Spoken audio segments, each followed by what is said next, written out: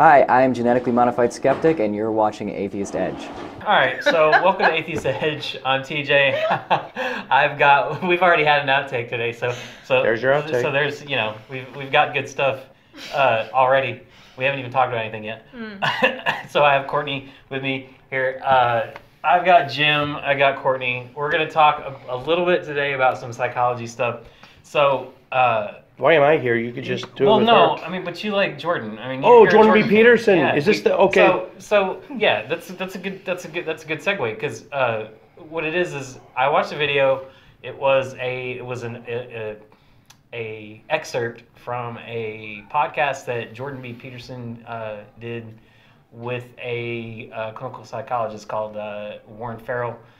In it, the title of this video on YouTube is "Why Men Are Retreating into Video Games." Retreating from what?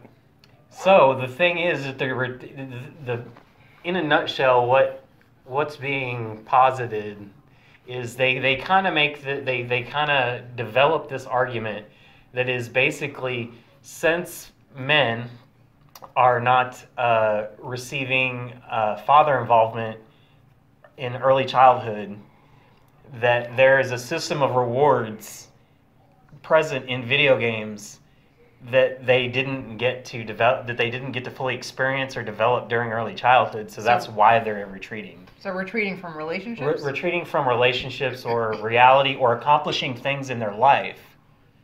And they're playing video games instead of actually doing things. Who was positing this? Peterson or the guy he was talking to? Peterson helps this guy kind of like develop the argument by stating, by saying things about or making statements about early childhood involvement with fathers in boys' lives and rough and tumble play dynamics. We'll get to that, but. Video games are a substitute, kind of like when you unlock an achievement virtually, it's substituting, unlocking the achievement that they didn't get, like going fishing with your dad. Or, and things, I think that's what they're saying, it could also be taken as much more simple of just those kind of like accomplishments or like hits of dopamine in your brain. Yes, exactly. That's what they're talking about. Same thing like social media, when you get a like on something or if somebody talks to you. Oh, there's a whole science to that too. That kind of online interaction is not translating into physical life skills. It's not translating into social skills to where people can build substantial enough relationships, so they have to retreat to these virtual worlds where they can get that sense of belonging and that fix of human connection with something that's not real because they can't create it in their own lives. They don't have the skills built up for it. Right, because in essence what he says is like, okay, so we learn like with rough and tumble play as when you're a child, right? Like boys kind of like to interact with their fathers on a level of they like to be rambunctious and roughhouse with their dads because it gives them a sense. It helps give them an ethical framework because they're like, okay, there are limits to how we can interact in this sense. Like if you get too rough or if you get too aggressive, you find your boundaries. We stop the game, right? Like so in essence, it teaches you those boundaries. Do little girls need rough and tumble play as much? I think so. What does Peterson say? I think he says that in girls and boys that it can manifest itself in the same kinds of ways because it can teach girls to know the difference between being assertive in a healthy way and aggressive in a non-healthy way. Well, I mean, I think the more play. I don't think I did the whole roughhouse thing when I was a kid, and because I just had my sister and some sisters will actually, play fight with each other and they'll be rolling on the ground and stuff. Is there benefit to that? Yeah, I think it just depends on your personality and your hormone level. If you have more testosterone as a female, then you may, have a little bit more aggression to put out, and it just depends on which direction your body goes.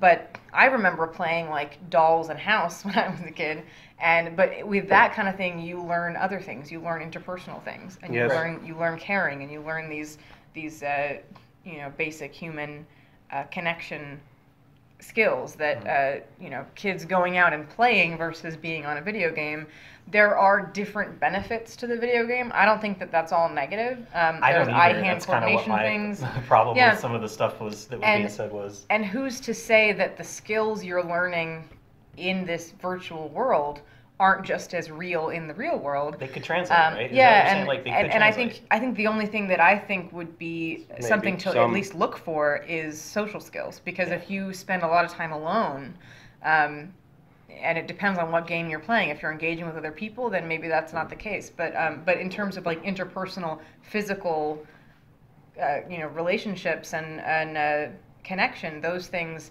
things like how to talk to people, how to be respectful of your phone versus the person in front of you, and these kind of boundaries that I don't think a lot of young kids are learning, because they're the first generation that has to grapple with that. When I was a kid, when I was really little, we didn't have phones. I grew up with the cord like you guys did, and so you were on the phone at home in one spot, and you didn't bring a phone anywhere else. You didn't look at it as a screen. Yeah. It was a phone. It wasn't anything else. And so we're as a kid, I wasn't used to this whole, my whole world wrapped up on this screen.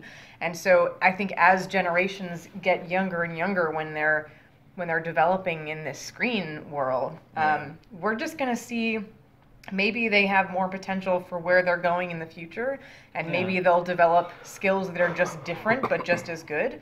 I think, demonizing this new technology just because it's different, and not enough time has passed for us to see if it's going to be damaging or not. First tangent, and then we'll like jump right back on it. Sorry. No, I got the first tangent. That you were on point. We probably won't talk about this again, but a side note on video games, if you do happen to later in life join a warrior profession, the warrior class of society, law enforcement, military, firefighting, anything where you're protecting people, That's an the warrior interesting class of category. society. Overarching. The warrior class. There's the That's business cool. class. There's business and Yeah, corporate class, but the warrior. warrior class is the one Yeah, that firefighters and. That's cool. tangent within a tangent. Now Go it's ahead. Inception, but Sorry. everyone in America, everyone in the world is either a sheep or sheepdog or a wolf, right? 99% of the world is a sheep, and I don't mean that as a derogatory. Just you. We just go along to get along. No. You're kind. You work in communities. You produce. You give your wool. Life is great, and 1% is maybe 1% is the sheepdogs, the one that keeps them safe, keeps them producing, and it puts their life on the line, and doesn't care. The The protector. Protector, yeah. And then there's the wolves, the terrorists, the bad guys, the ones who want to People who give prey on drugs others to in little humanity. kids, and So Anyway, people- so what was I Okay. saying? Okay, so if you gravitate towards the warrior class society, and you do have some video game experience, especially in first-person shooters, Yeah. there is something to be said for it. I was a Marine for 21 years. There is something to be said. Some of the skills you can learn in those video games do transfer over. A lot of them. So there's that. Anyway, Well, so especially like learning about different kinds of weapons and having that language. there's only this many weapons you're going to learn as an infantry grad. No, but I'm saying like Beretta, learning what you're working with. Yeah, and you what get to the know parts some of are the and tools of the components. trade in a more intimate manner. Right. Yeah. The M4. Because I have no idea what any of that Yeah. means. Yeah. Like it's all code, but You could go your entire some guy, to you. some guy that I dated that is like plays Call of Duty. He knows all these different kinds of guns. and I'm I've like, never "Oh, touched an AK-47. But you know It's what been it shot is. at me a lot, but it's not part of our arsenal. What? I've been shot at by AK-47s a lot. Military people blow lot. my mind. Okay, so anyway, what you hinted at in this video, what about it did you have a problem with? Well, the intimations to me seem to be that, it's like, so you start with a culture that is more and more moving away from the nuclear family being held up as an ideal, right? Like A what? the nuclear family, like mother, father, children. Nuclear. Nuclear family means the offspring and siblings. where I've it's just never where heard an that important term. where an Parents importance and is siblings. placed on two parent households and Okay. children being in the description of that family unit Yeah. type. No grandparents, because that would be an extended family. Nuclear family is just the parents and the kids. Mother, Nucleus. father, Yeah, children. Mother, nucleus. father, children. Nucleus, not nuclear. I No, guess, it's huh? nuclear family. No, I know. I'm just Oh, saying. Well, not that's not that's like, the direction we yeah, were going. family that's a nucleus I type was like- thing. Yeah, I was like, a family that's gonna not kill nuclear, everybody. not What? like atomic, not like radioactive nuclear. No, okay. We were just watching Mr. and Mrs. Smith. Like this. It's not, yeah, They're yeah. gonna We're not, kill we're not everybody. like And we were just bombing talking people about from Fallout. orbit or something Yeah, like Fallout, that. Call yeah. of Duty. But no, well, the intimation is that we have a society that seems to be with an underpinning of moving away from that type of family unit. That it's not that the importance is not being placed on it as much as it has been maybe in the past. Oh, yeah. And so that since You agree with that? That there's less of an importance placed on it. Yeah. yes, for sure, And that's harming us? So we're not No, I talking don't about think the it's harming. implications Oh, you of don't? that. For me, just real quick, Yeah. just to answer that. Yeah. I think that No. that there's a very big difference between having all of that come in a pretty package that's the mother, the father, the kids, and having that influence and those role models come from just the community and the friends and the uncles and whoever you can gather to be a good role model and all of that. I think that people can create that sense of good, strong role models and teaching morality and teaching these things to kids outside of that traditional hard line of it has to come from the mother and the father. Because if you have abusive mothers or fathers, then you can. Keep going. You can infer the consequences from that on just on its own. Well, merits. meaning that I mean, like it doesn't. If the family unit where it starts is not healthy, then Well, that's of not course, going yeah. to help anybody. No, Keeping yeah. the mother and the father together if Staying they're- together if for the they kids, hate as each it other. were. Yeah, Yeah, it's like not that's a necessarily- really awful right. thing because it hurts not only the parents but it hurts the children. Yeah, for growing sure. up in an environment like this is my example for the rest of my life Right. as the kid of what a healthy relationship is. And unfortunately, when kids have a not so perfect, Right. relationship in front of them and with their parents from themselves, they will seek out that type of relationship in their future relationships. And recognizing that and being able to counter that with therapy is something that's very important if you don't. If you come from a family that has a lot of conflict or something like that. Yeah. But a lot of people don't realize that this cycle of abuse and this cycle of domestic violence and all this stuff, this isn't coming from nowhere. This is something that someone's attachment to who they're attracted to and what's attractive about them.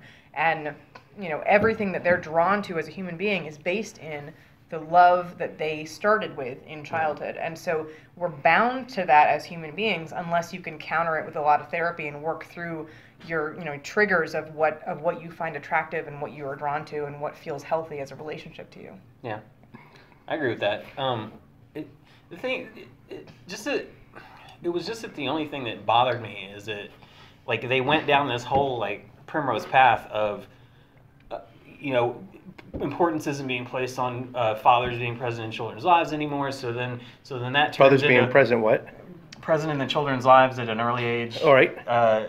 In developmental years, so like so birth to 4 and birth to 9 seem to be the biggest like demographic ranges. First 3,000 or whatever. days. As a parent, we always read books on when my wife and I were getting ready for our kids. The first 3,000 days was really stressed. Developmental, yeah. Oh, yeah.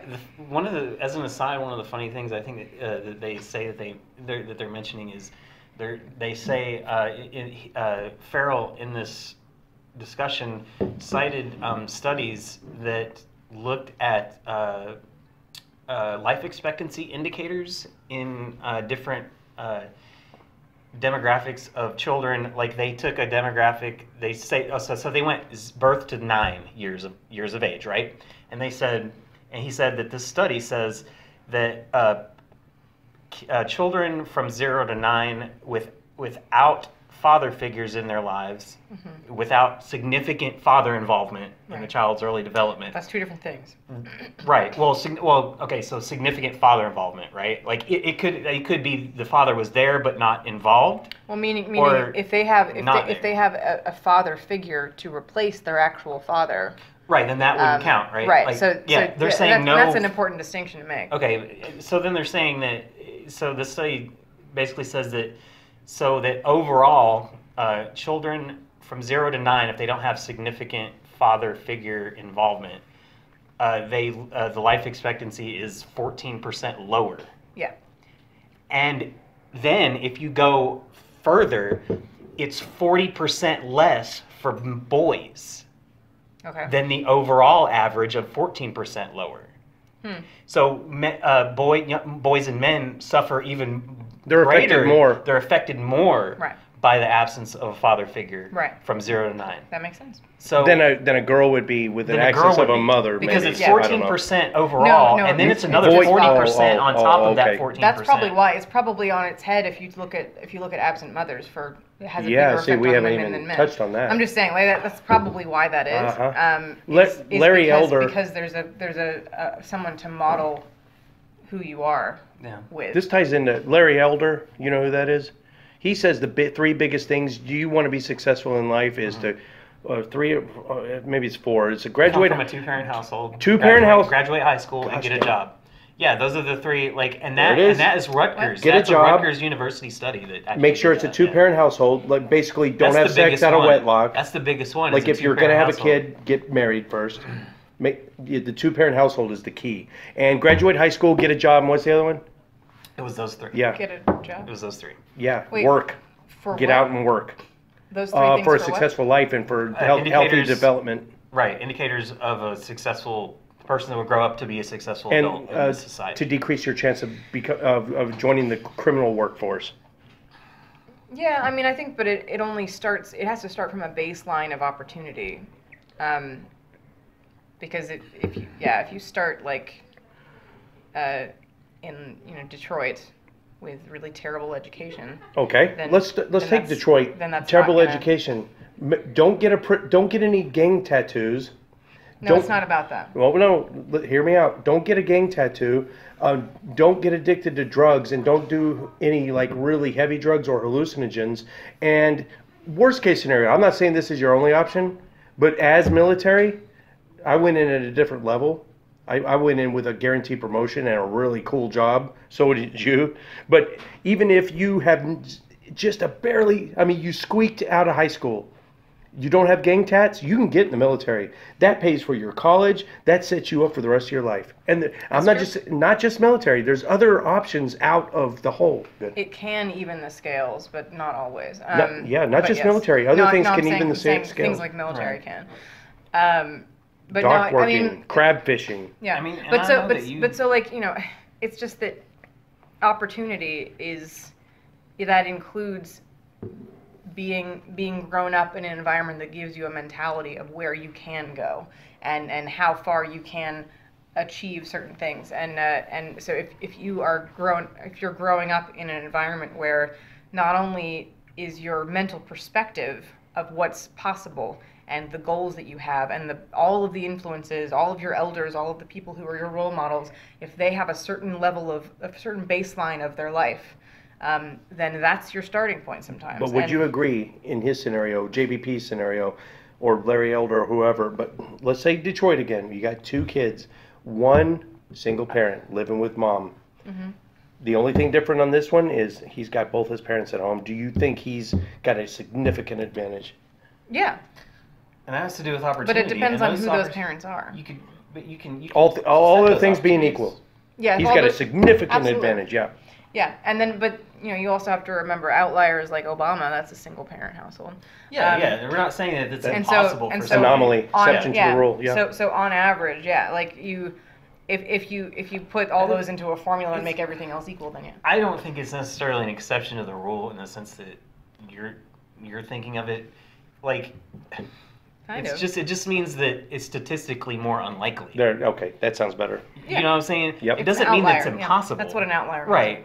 I know that, but it's like you roll a set of dice, right? And like the likelihood that you're going to get snake eyes on that set of dice is really low. But it does. Sometimes you roll snake eyes, right? Yeah. And sometimes it happens. So like the environment, I think necessarily the environment can definitely have some sort of effect on the likelihood of these outlying cases actually occur.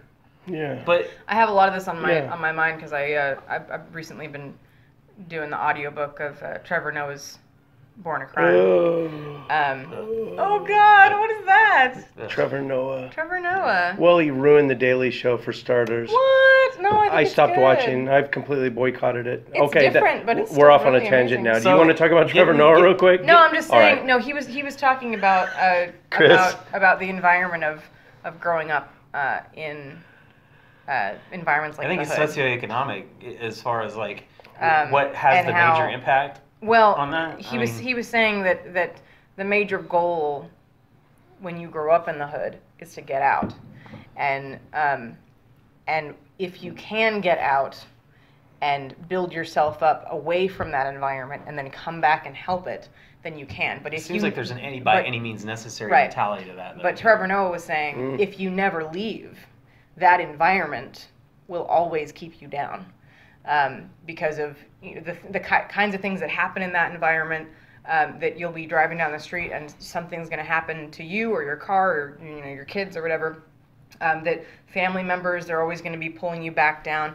It's a really toxic environment, and so that type of thing that people in that environment have to deal with is the kind of thing that conservatives don't realize is this completely extra just weight. So you would say It's an that extra weight. it's a You cultural can't- problem. No, it's an a extra added it's a poverty- disadvantage that you have it's a to work poverty and through. environmental problem. But that's part of a culture, right? Like Yeah. There is a the environment culture. in which you live in is the culture of which you are a part And of. once Right. you reach Right. an age where you can live on your own, what's to keep you? And if you grew up single parent in a high crime urban area, what's to keep you? If you have no support structure there whatsoever anyway, what's keeping you there? Why couldn't you? I mean, everyone talks about getting out. I'm talking physically. Why not just go set up somewhere else? Yeah. Get out of that. Is it that cultural feeling of? I mean, there's no support structure for that person. Why would they want to stay? Why not just go reinvent yourself somewhere else? Yeah. Do you want to just leave your wife and your kids and go to Canada? Bring them with you. No, by yourself. I'm not saying go to Canada. Just move out of Detroit and go to Springfield. Yeah. How do you get there? Logistics of just getting out of there. That's what I'm saying. But if you got nothing there, what's to stop you? If you have nothing there, you have to walk. You don't have anywhere to go. You don't have any support system. You don't have anywhere to stay when you get there. That's Good point. it's the logistics of A month's worth of just forward planning and Yeah. trying to set something up in and then Springfield, you plan Michigan. everything else, and then the hood takes all of that money and steals it from you and whatever. Like it's this cycle of just keeping where you are and keeping your mentality where you are, and it's meaning that it's not somebody whose father was on Wall Street and you put them in that environment and have them get out. It's someone who grew up there, and there's a very big difference in the mentality of who this person is, where they see themselves in 10 years, and how they think they can move forward. If your self-image is put down by this place, then you don't see yourself anywhere else. Can I give you a case in point? I think this ties in. Of course, everyone knows now I drive Uber and Lyft, right? So I had a passenger. She's about, 35. You could tell she may not be an addict now, but she definitely was a meth addict. Probably still is. Well, I just defeated my own argument because I just thought about what I was about to say. She's addicted to drugs, and that keeps her tied. Okay, aside from that, let's talk about this woman. She's 35. She lives in a pay by the week, one of those scummy one-star motels. Mm-hmm. It's like Extended stay. extended stay, $300 a week that she's paying for. Her old man doesn't pay anything. He lives with her. It's just her and him. She pays the $279 a week from her Social Security disability. Doesn't work. Okay, she's here, and I didn't really come at her with it. I was just asking her, so what's keeping you here? I mean, he's abusive. That's a big point. He's abusive. And I said, what's keeping you? Well, right, that's her side or whatever. But a claim like that, you got to just automatically side with her for I don't agree with listen and believe at all. That's another topic. Yeah, that but, is a whole nother But can when of worms. abuse is in, you have to not legally, but you have to at least take their side on the face of it. At least, at least temporary. No, it isn't the job of the justice system to believe. I'm not talking justice system. I'm talking about which one are you going to gravitate to right now? Anyway, that's a separate topic. I said, what's keeping you from staying in Dallas-Fort Worth? You got family in, I don't know where it was, Houston maybe, or someone that can, you got maybe a small support system. What's to keep you from getting on a bus and going to Houston? It's like $50 instead of spending the $279 for this week's rent. Get on a bus and go to Houston. Where Courtney's coming from. Some people feel like they're stuck, and they're not. What do you do when you get there? What do you do when you get there? How do you live? Do you go to a shelter? Do you get a job immediately? A lot of people. She has no job immediately. Exactly. There's so what do you do when you Houston. get to wherever it is you say you want to get out? Step one would be getting away from the abusive boyfriend. But that in itself, that's much harder than people think. Is it a psychology? I do think that it is on the onus is on the individual person to figure things out and make a plan, be an adult, and try to do the things that you can. It's not about being an adult. It's about trying to step outside of the really destructive cycle that domestic abuse creates. But acquiescing that's to the thought that's an entirely different topic. Is it like a Stockholm syndrome? Yeah. Oh. She's never going to leave. It's a Stockholm syndrome. She's psychologically tied to this bullshit. Or she may be making excuses and not actually telling the truth about just the reality of the situation. Just for the sake of arguing, accepting her on the space. What I'm saying is if there's domestic abuse involved and addiction and disability, that she's not able to advance any further alone than where she is in terms of her life, then absolutely. That feels impossible for her. And that's something that she's statistically very unlikely to leave. And so that's all I'm saying, is that domestic violence is a very specific, very destructive type of environment. And that's something that me as someone who's never dealt with domestic violence, I will never understand how that works in her head. But I know statistically, that's not a fault of her character and self trajectory. That's not hers. Video games. So, was it brought up in the video? Anything about violence in video games can make you a violent person, or was that not touched on? No, the thing that was. I think that's just correlation. Yeah, they kind of touched on it in the sense that that has never been actually shown a causal link for that. So. So they actually admitted to that. You think that that's was true? the thing that they admitted to. Well, I mean, we have seen a desensitization to. I've seen that. The more you are exposed to these types of good segue for porn too. Working in the porn aspect. Yeah, they video actually games talked and about porn that too. They did talk desensitization. About that. Yeah, and well, the desensitization was more of a factor in the video porn. Porn talk. So. And I agree with Peterson because you on get that dopamine hit. Every new experience that every need new a little thing something that you more. see, you need a little bit different or more or something varied every time, right? Like, so that when you actually are touched by a woman and she gives you attention, you're almost incapable of responding in any kind of healthy manner to the stimulus that actual physical touch in reality is providing. I think it depends on the person. I think it depends on the exposure. But I think that that type of sexual experience is very separate from an actual person. And so, I don't know, in my mind, those are two separate things. You might be just men then, or predominantly men. No, I mean for men. I think they're separate. I think that's a personal thing and a relationship thing, and they're separate. Watching too much porn can affect your actual relationship. I believe that. But how do we assess what's too much? Just for 1 second, let's get back on. It might depend on the person. So the thing with gaming, what they wanted to the direction that they went with it is okay. So we set up this whole hierarchical structure of games, play, roughhousing that we get initially when we're younger. We're exposed to it. We're given an ethical framework. We're given a gamesmanship theory in other words, where we look at things and we say, okay, we can act within these certain parameters. Your left and right boundaries. And the game, yeah, and the game can continue if I act within these boundaries. But the most pleasure is derived when I can push those boundaries as far as I can without breaking the rules, right? Like that's where you derive the most pleasure from things. So when children, what he's saying is that children need an immediate reward system from if they're playing a game, right? Like they need to keep instant their gratification. interest, to keep their interest, they need an instantaneous type of reward, right?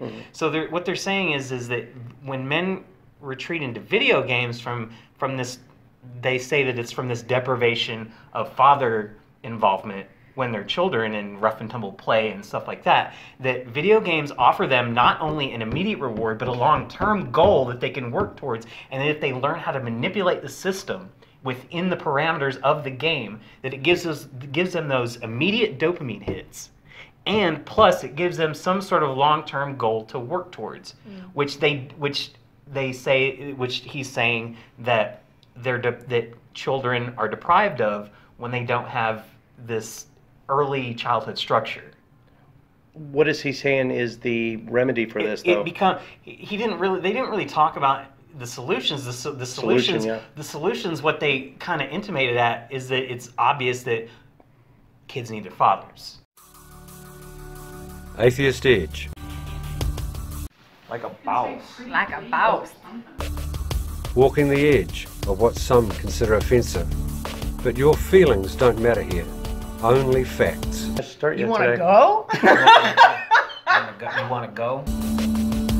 Edgy commentary on the dangers of doctrine, the foibles of faith, the bullshit of belief, the stupidity of superstition, and the idiocy of indoctrination. There's our outtake. With razor-sharp wit, curiosity, and critical thought, we take an unblinking look at today's religions. We are Atheist Edge. You forget when we're recording. You just hand me the fucking goods, man. What's funny is I haven't had any alcohol today. I'm just feeling silly.